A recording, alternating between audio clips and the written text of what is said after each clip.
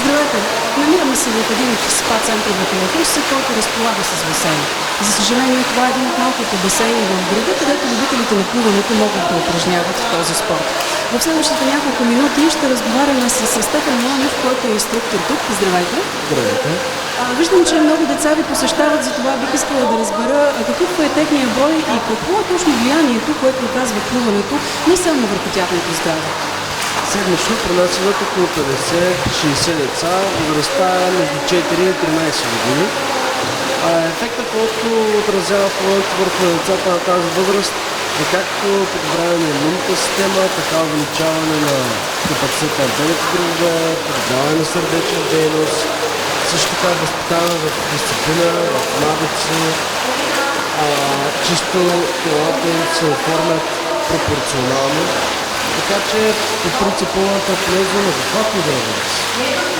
Често има родители, които се притесняват, че ако насърчат детето си да се занимава с този спорт, то може да настине или примерно да има някакви допълнителни странични нежелани ефекти върху здравето му, като почне заболяване или нещо друго. Какво ще кажете на тези родители?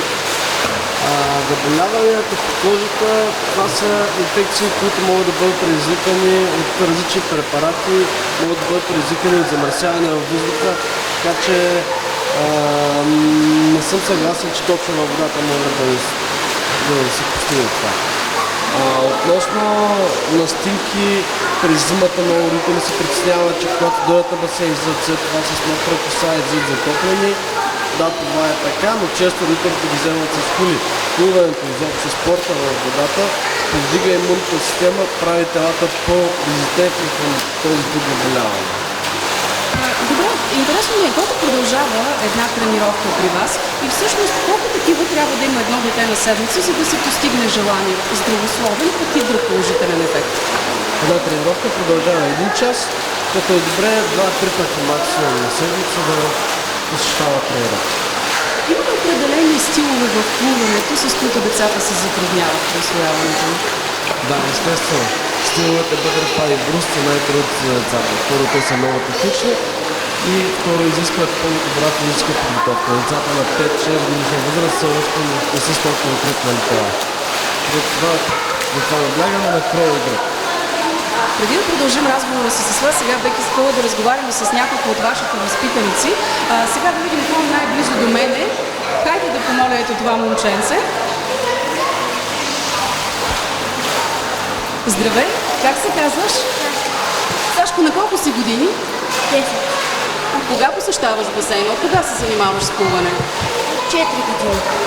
4 години. И приятно ли ти беше в началото? Трудно ли ти беше? Да. А сега се справяш добре?